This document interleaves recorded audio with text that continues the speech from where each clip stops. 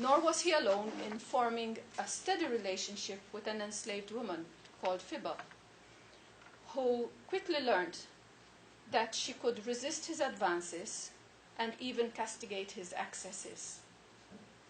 Phoebe was one of many enslaved women who entered relationships with empowered elite males. Women of mixed race seem to have been preferred.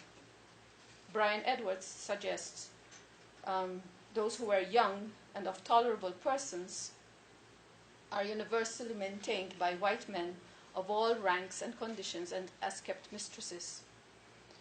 They frequently manifest a fidelity and attachment towards their keepers, which, if it were not virtue, it is something very like it.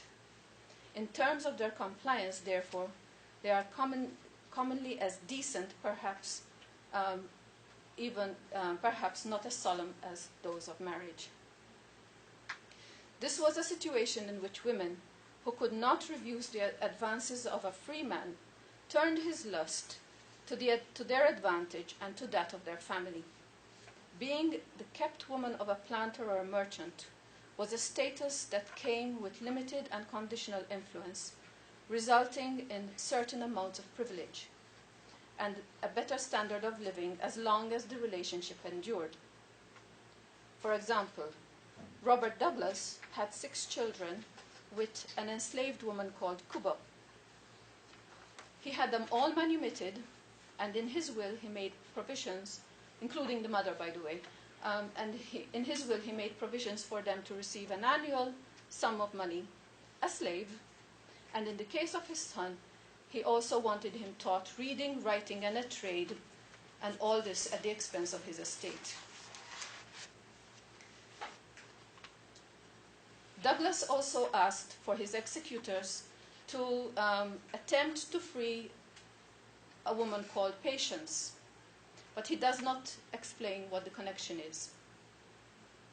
Eliza Cook became friends with Richard Carden. This was the son of the one who was tormenting Beto. And by the age of 18, she had 2 children with him. Carden exchanged 2 other slaves he had for her and her children, and eventually set her free, gave her property, and when the children were old enough, he found them work on his estate, on the estate he was managing. Jordine Wells, better known as Juggy, Hannah, Cotto, and Kate were all enslaved women on William Wells's estates, but they had to wait for his will to be set free. Apart from that, however, he did make monetary bequests for them and graded them. Jordine and Hannah, for instance, got more than the others. These relationships offered an opportunity for mutual exploitation. The enslaver found somebody to manage his household and satisfy his sexual needs, and the enslaved gained improvements in standards of living for them and their family. On the other hand, a once privileged woman could just as easily find herself losing ground once the relationship ended or her keeper moved away. Could this have happened to Beto Douglas? It is very likely. Comerford's mistress on the Wells plantations offer another example of this situation. She seems to have feared a loss of status when he left the island. The manager's log shows her as selfish and callous. Was she? It's very possible. Callousness is not the reserve of any particular group. It could happen to anybody. However, it is also possible that she felt threatened and overcompensated by being stingy and unfeeling towards those who were weaker than herself. She attempted to manipulate and control the new manager's mistress, who seemed on the verge of replacing her. She also brought 5 mulatto women into the house to help her rule the roost. All this suggests that she was attempting to fight her marginalization by a new regime that seemed to be taking over the plantation.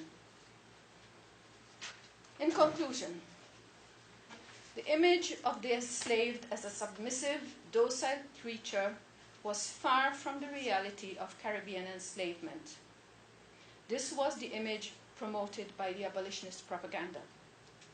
It was far easier to gain public support for an unassuming, threatened population than for an aggressive, conniving, or, as Ramsay implied, a treacherous and cunning people who were prepared to kill, maim, poison, damage, and scheme for what they wanted. Often, they were trying to modify that which they had to live with. Survival instincts colored the day-to-day life of the enslaved people, and the actions that evolved from these instincts undermined the system from its inception.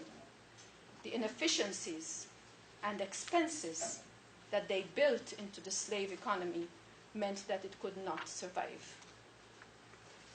Thank you.